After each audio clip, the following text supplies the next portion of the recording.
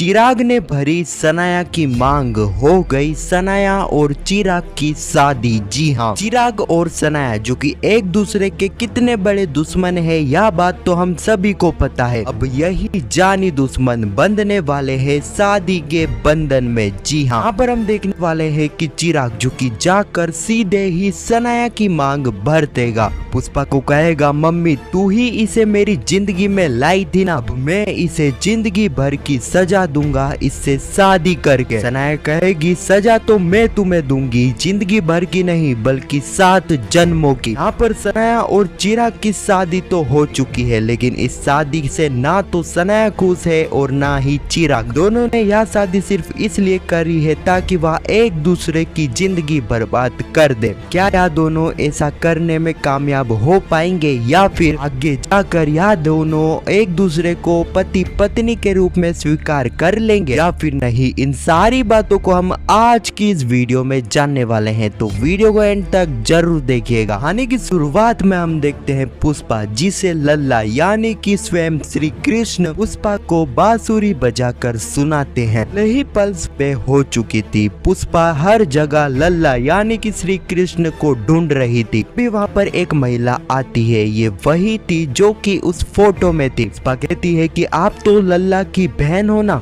मैं लल्ला को चारों तरफ ढूंढ रही हूँ लेकिन वहाँ नहीं मिल रहा है। देखते हैं वह महिला जो कि पुष्पा को एक मंदिर में ले जाती है जहाँ पर धूमधाम से त्योहार को मनाया जा रहा था। फिर क्या यहाँ पर पुष्पा और वह महिला भी नाच गाने में व्यस्त हो जाती है। पुष्पा को अभी तक लल्ला नहीं मिला था। अभी हम देखते हैं कि श्री कृष्ण खुद पुष्पा को दर्शन देते हैं। श्री कृष्ण को देखकर पुष्पा को समझ नहीं आ रहा था कि उसके साथ ये क्या हो रहा है। पुष्पा को यकीन हो ही नहीं रहा था कि उसे और किसी ने नहीं बल्कि स्वयं श्री कृष्ण ने सहारा दिया। हम देखते हैं श्री कृष्ण जो कि पुष्पा के पास आते हैं और कहते हैं, पुष्पा मैं तुम्हारे घर पर आऊंगा, मेरा इंतजार करना, मैं तुम्हारे घर पर आऊंगा डबल शक्कर वाली काटिया वाली चाय पीने के लिए। इतना कहकर श्री कृष्ण वहाँ से गायब हो जाते हैं। अगले ही पल हम देखते हैं पुष्पा जो कि सीधे ही बापुद्रा चौल पहुंच जाती है। पुष्पा को देखकर दीप्ति, अश्विन, चिराग सभी पुष्पा से पूछते हैं कि वह कहाँ गई थी। पुष्पा कहती है, मैं कान्हा के घर पे थी। पुष्पा कहती है, थैंक यू बापुद्रा, चिराग, अश्विन, कल तुम मुझे घर आने से नहीं रोकते तो मैं लल्ला से नहीं मिल पाती। इस वक्त तक तो किसी को कुछ समझ में नहीं आ रहा था कि आखिर ये पुष्पा बोल क्या रही है। हम देखते हैं शांतनु मेहता वहाँ पर आ जाते हैं। वह पुष्पा को कहते हैं, पुष्पा जी चाहता हूँ कि आप सनाया की तरफ से केस लड़े। पुष्पा कहती है, शांतनु मेहता जी आप भूल चुके हैं कि मैं प्रार्थना की तरफ से केस लड़ रही हूँ, ना ही सनाया की मदद कर रही हूँ। मैं तो सिर्फ सच का साथ दे रही हूँ, ना ही चिराग की तरफ हूँ और ना ही सनाया की। मैं हूँ तो सिर्फ सच की तरफ। इतना कहकर पुष्पा वहाँ से चली जाती है। अगले ही पल हम कोर्ट का सीन देखते हैं। यहाँ पर केस स्टार्ट हो चुका था। पुष्पा कहती है, यू ऑनर, जैसा कि मैंने आपको बताया था कि एक्सीडेंट तो सनाया ने ही करा है, लेकिन यह सनाया से करवाया गया है। सनाया की ड्रिंक में होने वाली ड्रग्स मिली थी, जिसके चलते ही सनाया को कुछ समझ में नहीं आ रहा था। इसका मतलब देखा जाए गुनहगार सनाया नहीं बल्कि वह है जिसने सनाया के साथ ये सब कुछ किया। जज साहब कहते हैं, पुष्पा जी तो आखिर वह कौन है जिसने सनाया के साथ यह सब कुछ किया है? वजह से उस दिन सनाया की यह हालत हुई थी और सनाया ने प्रार्थना का एक्सीडेंट करा था। कौन है उस बारे में आप बता सकती है? पुष्पा कहती है, जज साहब वह और कोई नहीं बल्कि सनाया का जानी दुश्मन अरमान है।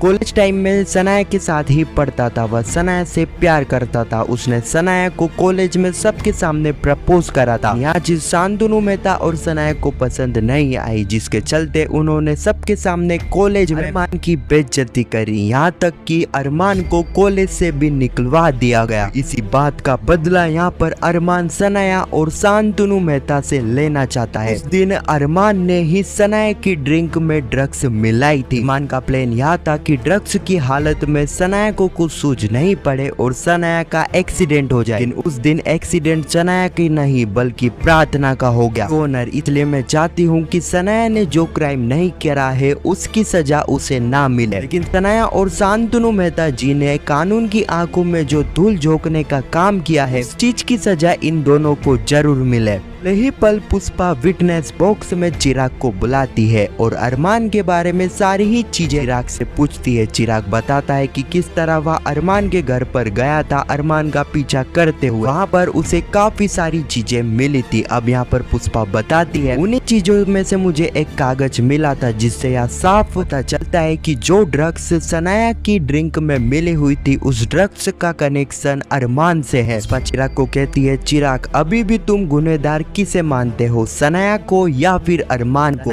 जिसे जानबूझकर इस चीज में फंसाया गया, जानबूझकर उससे ये सारी ही चीजें कराई गई, उसे तुम गुनहगार मानते हो या फिर इन सारी चीजों के पीछे मास्टरमाइंड अरमान जिसकी वजह से ये सारी चीजें हुई थी उसको असली गुनहगार मानते हो। चिराग कुछ कहता लेकिन उससे पहले ही यह एपिसोड यहीं पर समाप्त हो जाता है। अब आने वाली कहानी में हम देखने वाले हैं कि सनाया और चिराग की शादी होने वाली है। जी हाँ, हम देखेंगे कि यहाँ पर मनवा और चिराग की शादी का कार्यक्रम रखा गया था, लेकिन तभी हम देखते हैं कि कुछ कारण से मनवा वहाँ पर आती ही नहीं है या फिर यहाँ पर मनवा के साथ कुछ हो जाता है। वहाँ पर सनाया आ जाती है। अब सनाया को देखकर इन सारी चीजों का दोष यहाँ पर चिराग सनाया के ऊपर लगाएगा और उसे कहेगा कि सनाया तुम्हारी वजह से पहले रातना और अब मनवा मेरी जिंदगी से चली गई है। यहाँ पर चिराग सनाया की मांग भर देगा और कहेगा माँ तुम ही इसे अपनी जिंदगी में लाई थी ना, मैं इसकी जिंदगी बर्बाद करूंगा जिंदगी भर के लिए। सनाया कहेगी चिराग जिंदगी तो मैं तुम्हारी बर्बाद करूंगी, जिंदगी नहीं बल्कि 7 जन्म। तो पुष्पा इम्पॉसिबल की कहानी में काफी इंटरेस्टिंग मोड आ चुका है। तो आने वाले एपिसोड में यही कुछ कहानी है जो कि हमें देखने को मिलेगी। खैर आपको सनाया और चिराग की जोड़ी कैसी लगती है कमेंट सेक्शन में जरूर बताना और पुष्पा इम्पॉसिबल के आने वाले एपिसोड की ऐसी वीडियो के लिए चैनल को सब्सक्राइब अवश्य करना। जब तक के लिए धन्यवाद।